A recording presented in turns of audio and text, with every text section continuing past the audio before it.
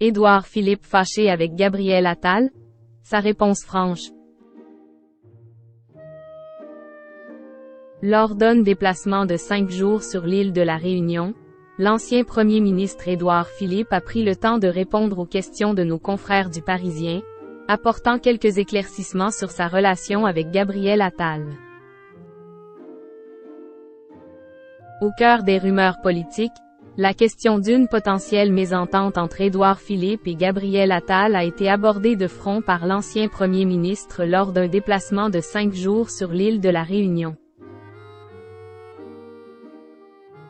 Si l'on pouvait penser les hommes fâchés, Édouard Philippe, qui aurait plaidé pour le maintien des accent aigu Elisabeth Borne à la place de la nomination de Gabriel Attal, a clarifié la situation avec une franchise désarmante dans un entretien accordé aux Parisiens, publié ce jeudi 22 février. Tout le monde va vouloir jouer le match Attal, Philippe. C'est aussi attendu que sans intérêt, a-t-il déclaré, évoquant l'élection présidentielle de 2027, avant de révéler. Avec Gabriel, on se parle régulièrement, on a même dîné ensemble peu de temps après son arrivée à Matignon. Ça se passe très bien, il est pro, je n'ai aucun problème avec ça. Et même, si je peux l'aider, eh bien, je l'aiderai. À l'horizon 2027, les jeux de pouvoir et les alliances futures commencent déjà à se dessiner. Selon des révélations de Patrice Duhamel auprès de Paris Match le 25 janvier dernier, Emmanuel Macron aurait une préférence marquée pour Gabriel Attal comme successeur potentiel, plutôt que pour Édouard Philippe.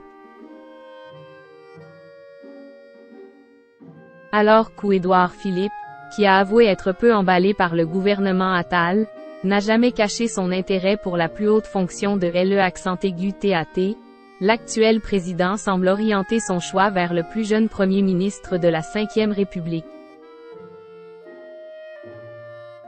Gabriel Attal ne représenterait pas une menace pour l'entourage d'Édouard Philippe. En coulisses, l'entourage d'Édouard Philippe reste serein face à la montée en puissance de Gabriel Attal.